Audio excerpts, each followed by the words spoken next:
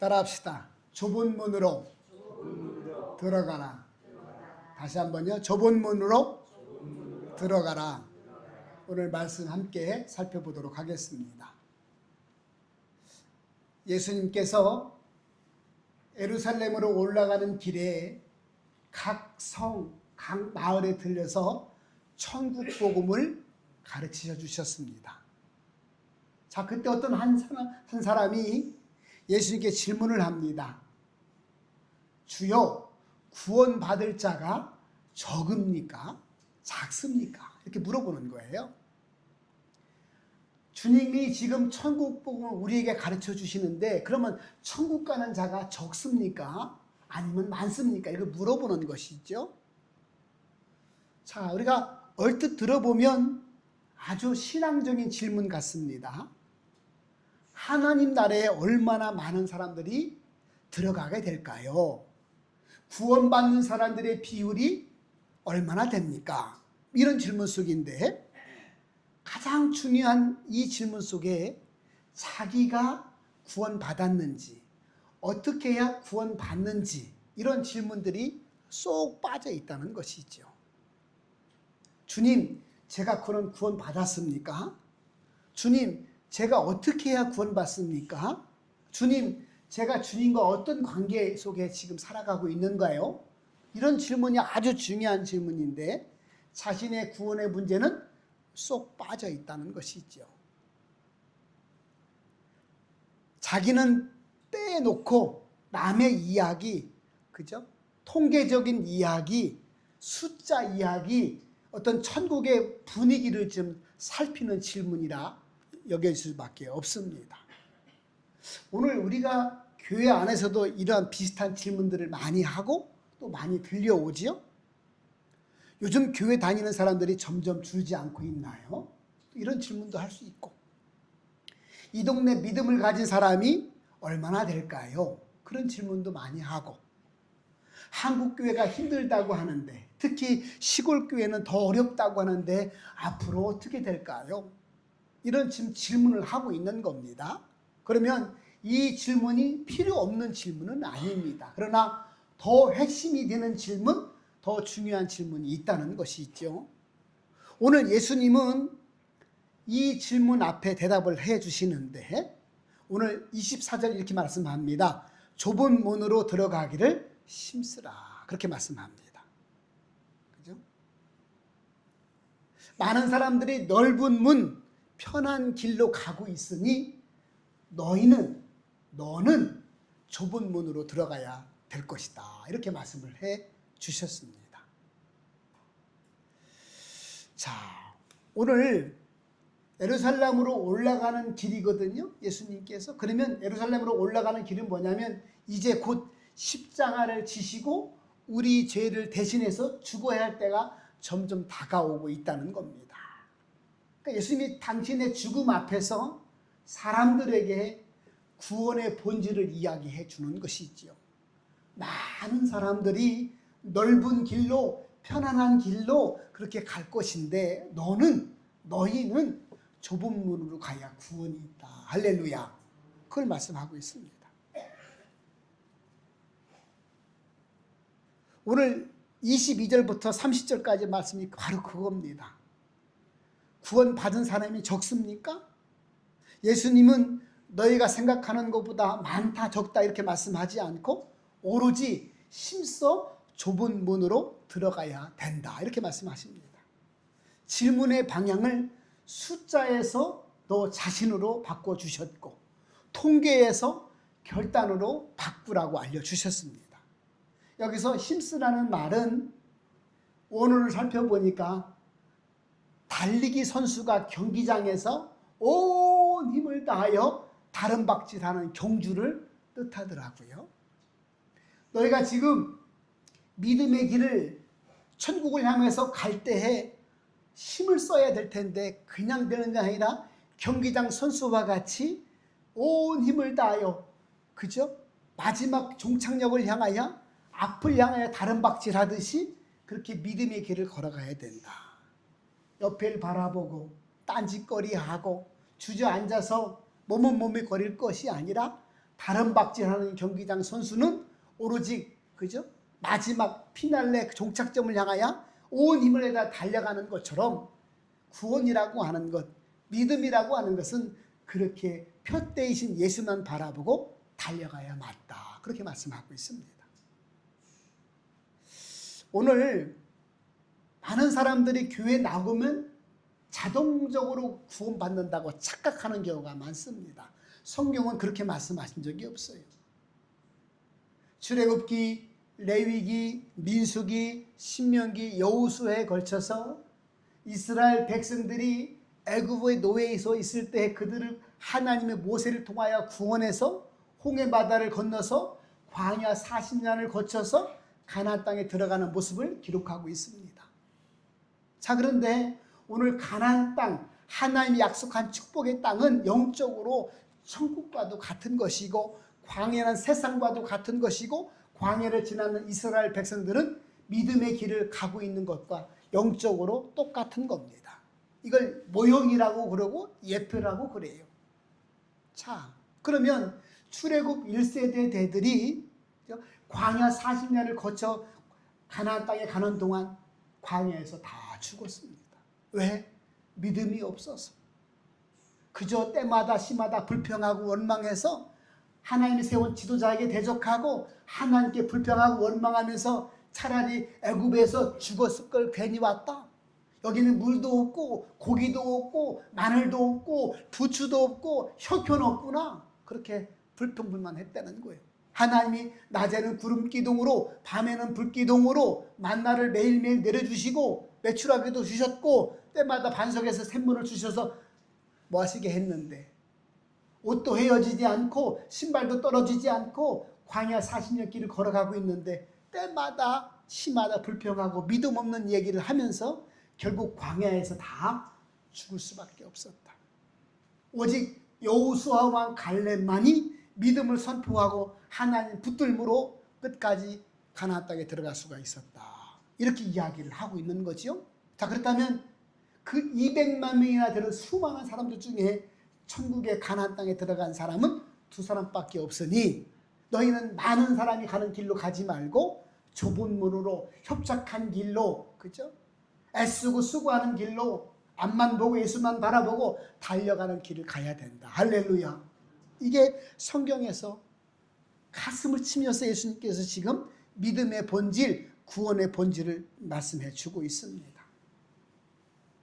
노아 시대를 보십시오. 여러분, 노아 시대 하나님께서 노아에게 말씀하잖아요. 노아야, 방주를 만들어라. 방주가 뭡니까? 큰 배다. 왜 만들어야 할까요? 이 세상에 지금 죄로 관영하고 있는 내가 홍수로 심판할 것이다. 그 노아가 순종해서 배를 120년 동안이나 만들잖아요. 사람들이 왜 궁금하지 않았을까요? 야, 뭐 하는 거예요 지금? 배를 만들어. 배가 뭐요? 방주입니다. 근데 왜 만들어 그거를? 하나님께서 이 세상에 죄가 많아서 홍수로 심판한답니다. 비로 내려서 홍수로 심판한대요. 그러니 나중에 배를 완성하거든 얼른 들으세요. 미쳤나 보네. 비가 뭔지 알아? 홍수를 봤어? 아이고, 하나님 눈으로 봤어? 그렇게 계속 사람들이 조롱하고 멸시했지만 노아와 그 식구들은 열심히 배를 만들었다는 거 아니겠어요? 방주를 완성했어요. 하나님이 다 들어가라. 바깥에서 하나님 눈을 탁 닫으셨어요. 언제? 비가 내리기 일주일 전에. 비가 내리기 시작하는 거예요. 홍수가 막 범지니까 사람들 찾아가지 않겠어요? 팍 뚫렸을 거 아니에요. 살려달라고. 그런데 문을 열 수가 있어야지. 이미 문이 닫힌 거 아니겠어요? 오늘 예수님이 그 장면을 떠올리게 하면서 많은 사람들이 들어가기를 구하여도 못 들어가리라. 그런 말씀을 하고 있습니다. 천국이라고 하는 것은, 구원의 방주라고 하는 것은 많은 사람들이 믿음을 갖지 못해서 준비하지 못하고 있다가 얼렁뚱땅 살다가 천국 들어가지 못하고 지옥불에 떨어질 수밖에 없을 것이다. 그러므로 너가 지금 나한테 물어보고 있지 않느냐? 천국 가는 나라가 적은가요? 적다 많다가 아니라 좁은 문으로 들어가야 된다. 믿음을 붙들고 네 인생 가운데 속히 준비하는 삶을 살아야 된다. 앞만 보고 달려가는 인생을 살아가도 될까 말까다 이렇게 알려주고 있는 것이죠. 자, 오늘 예수님께서 그 말씀을, 그 장면을 떠올리면서 이야기를 해주고 있는 것입니다. 그러므로 25절 이후에 보니까 사람들이 이렇게 말하죠. 자, 그가 대답하여 이르되 나는 너희가 어디에서 온 자인지 알지 못하노라. 그렇게 한다는 것이죠. 집 주인이 일어나 문을 한번 닫은 후에는 너희가 밖에서 서서 문을 두드리며 주여 열어주셔서 하더라도 그가 대답하여 이르되 나는 너희가 어디서 온지를 알지 못한다. 그렇게 말씀합니다. 26절에 그러니까 그때 그들이 말하죠. 우리는 주 앞에서 먹고 마셨으며 주는 또한 우리 길거리에서 가르쳐 주셨나이다. 그렇게 이야기를 한다는 겁니다. 우리가 주님 앞에서 먹고 마시고 이야기도 했고 함께 주님의 말씀도 들은 사람이 아니겠어요? 왜 우리를 모른다고 말씀하세요? 그렇게 이야기하니까 27절에 보세요. 나는 너희가 어디서 왔는지 도무지 알지 못하노라. 그런 말씀하잖아요. 행악한 모든 자들아 나를 떠나가라. 이렇게 말씀하고 있다는 겁니다. 이 말씀이 어떤 말씀일까요? 진짜로 예수님이 그 사람들을 몰라서 모른다고 했을까요? 그게 아니라 너희는 나와 우리 하나님 아버지와 관계가 없었다. 그 말입니다. 오직 하나님과 우리는 믿음으로 맺어진 하나님 아버지와 자녀인 줄 믿습니다. 너희가 믿음을 갖지 못했기 때문에 순종도 않고 굴복도 않고 네 생각대로 살았다는 것이지요. 자, 그래서 오늘 이 사람들이 주님 앞에 섰을 때 나는 너희를 도무지 알지 못한다. 어디서 왔는지 알 수가 없다. 그렇게 이야기를 합니다. 그러면서 28절에 너희가 아브라함과 이삭과 야곱과 모든 선지자는 하나님 나라에 있고 너희는 밖에 쫓겨난 것을 볼 때에 거기서 슬피 울며 이를 갈게 될 것이다. 그렇게 말씀을 합니다.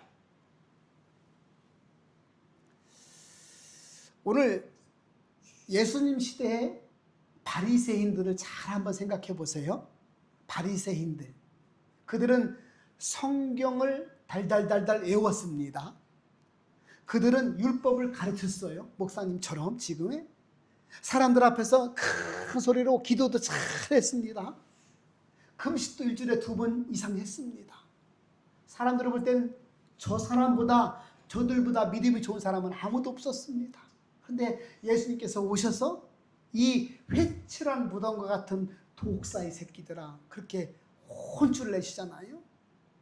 너희는 겉모습은 그럴싸한데 속은 썩어 빠졌구나.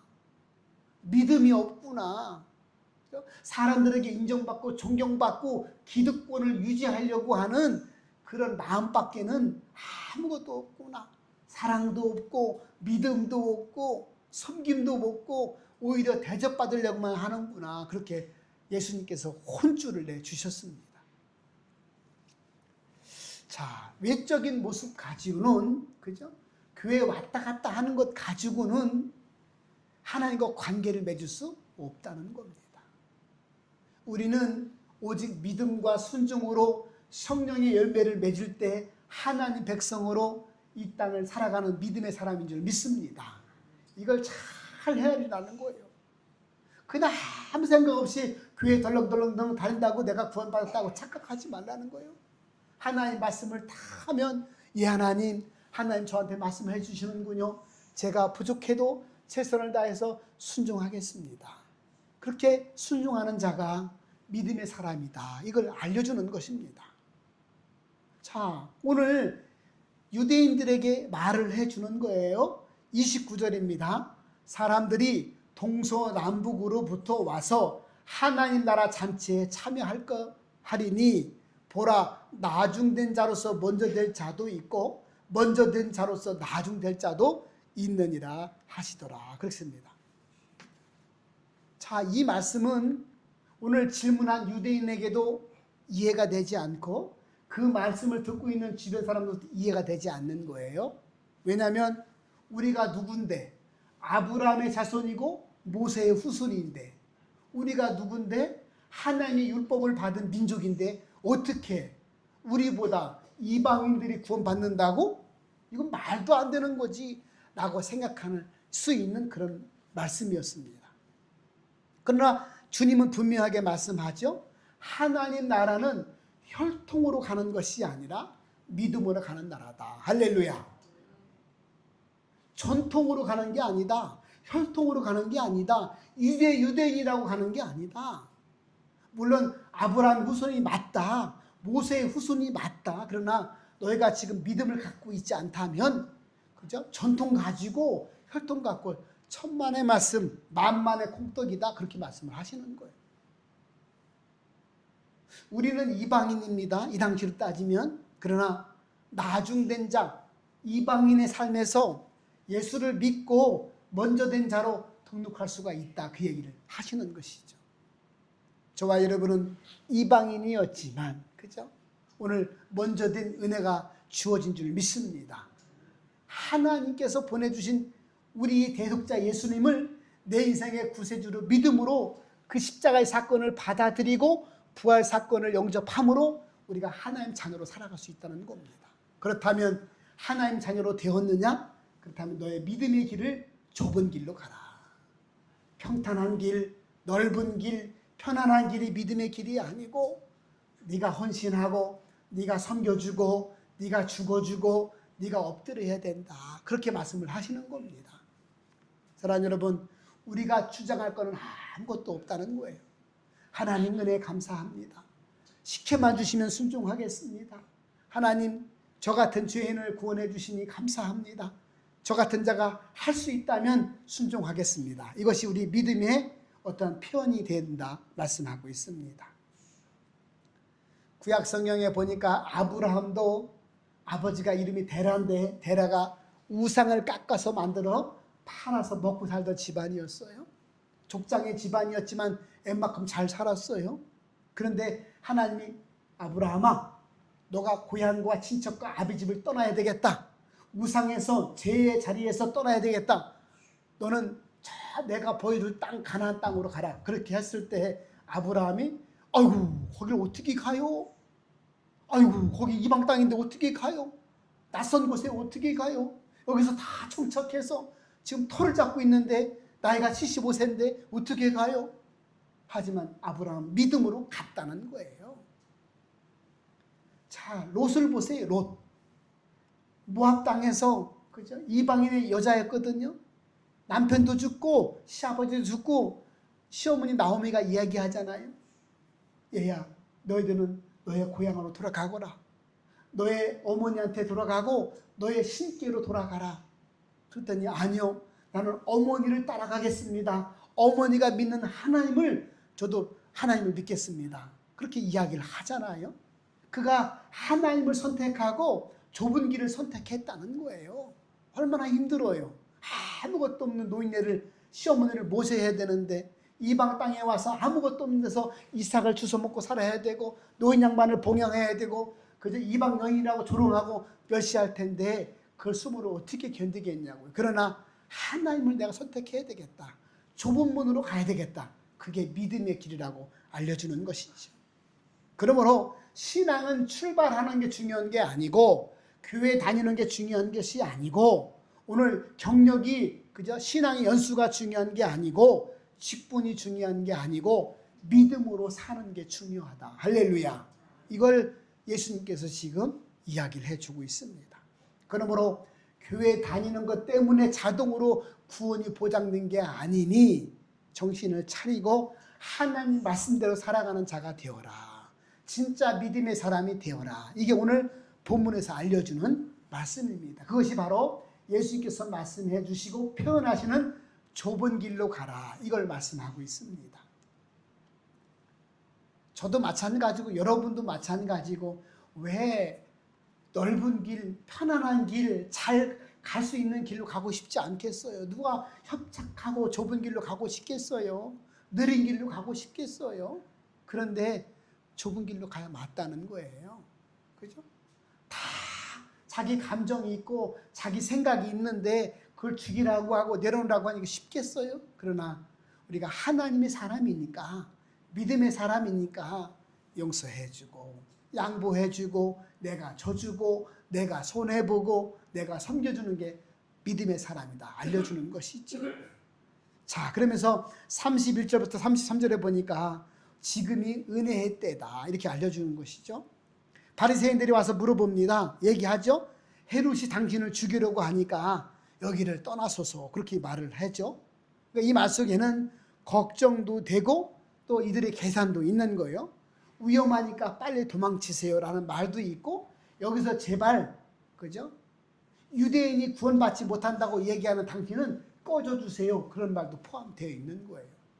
우리가 아브라함의 자손인데 율법을 받은 민족인데 어떻게 이방인들이 먼저 되고 우리가 나중 되고 어디 이상한 얘기를 하고 있어. 아이고 됐어요. 그만하세요. 그런 의미도 담겨져 있는 표현이죠. 자, 예수님이 이렇게 대답하죠. 가서 그 여우에게 이르되 헤롯 대왕을 여우라고 표현하잖아요. 교활한 자라고 이렇게 표현한. 오늘과 내일은 내가 귀신을 내쫓아내며 병을 고치다가 셋째 날에는 온전하여질 것이다. 그렇게 말을 합니다. 예수님의 사역은 헤롯 대왕의 위협에 좌우되지 않는다. 하나님이 이 사명 감당하도록 나를 지금 인도하고 계시다. 내 이 걸음은 하나님의 시간표 안에 있다. 이렇게 알려주는 것입니다. 사랑하는 여러분, 성도의 삶도 하나님께서 허락하신 사명 위에서 살아가는 삶인 줄 믿습니다. 성도의 생명은 그래서 사명을 완수할 때까지 하나님이 기회를 주시고 은혜를 주시는 거예요.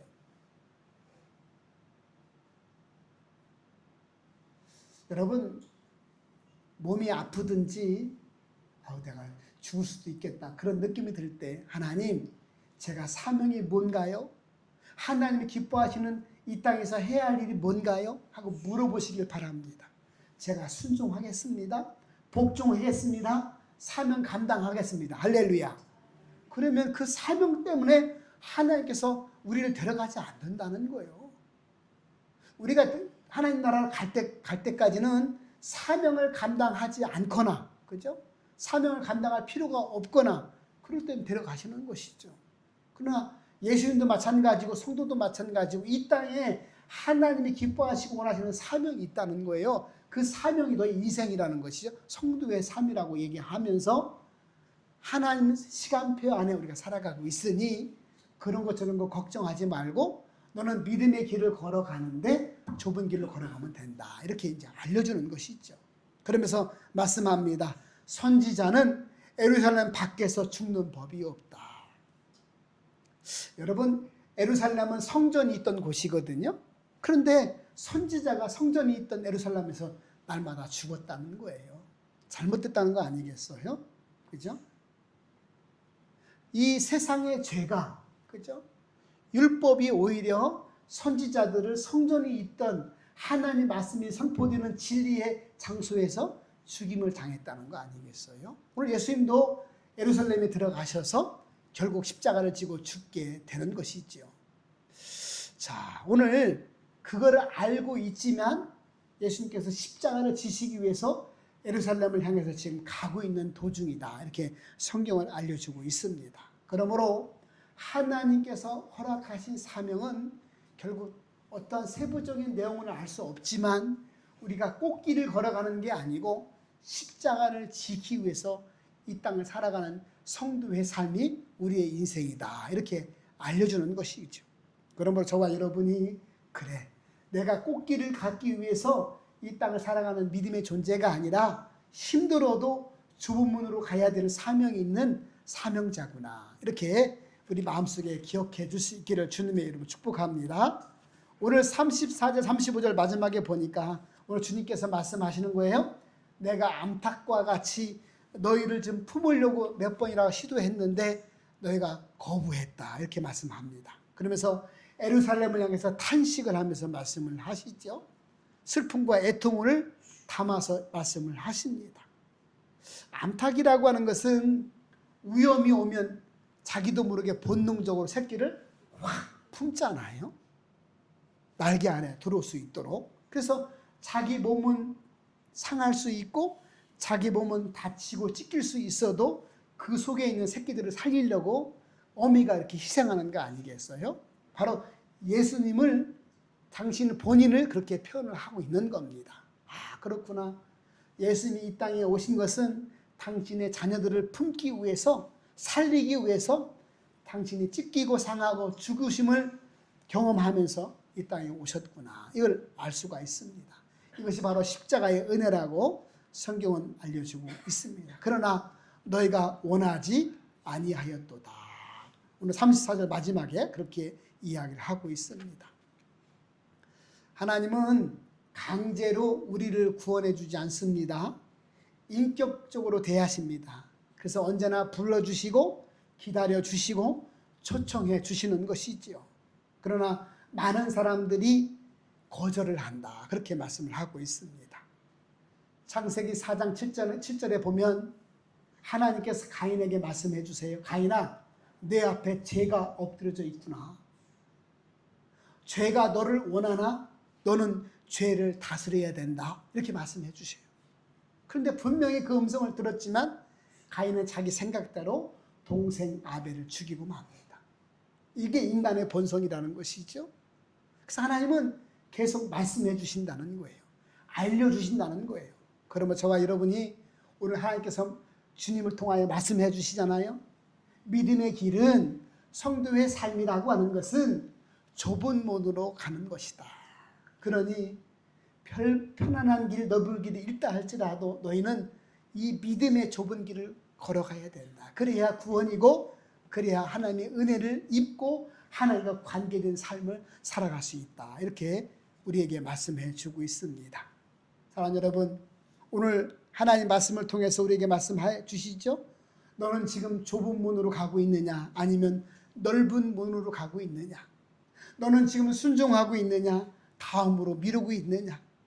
너는 주님의 사랑을, 주님의 은혜를 받아들이고 있느냐 아니면 거절하고 있느냐. 오늘 본문을 통해서 우리에게 말씀을 하고 있습니다. 그러면서 힘써 좁은 문으로 들어가라. 힘써야 된다는 거 아니겠어요? 그냥 내비두면 떠내려가고 흘러갈 수밖에 없지만 믿음의 길이라고 하는 것은 힘써야 된다. 달인박질 선수가 경주하듯이 앞만 보고 힘써야 된다. 내가 너를 품고 싶구나. 이렇게 암탉이 새끼를 품듯이 너를 품고 싶으니 너는 좁은 문으로 들어가라. 이렇게 우리를 은혜의 또 구원의 자리로 초청하고 있습니다.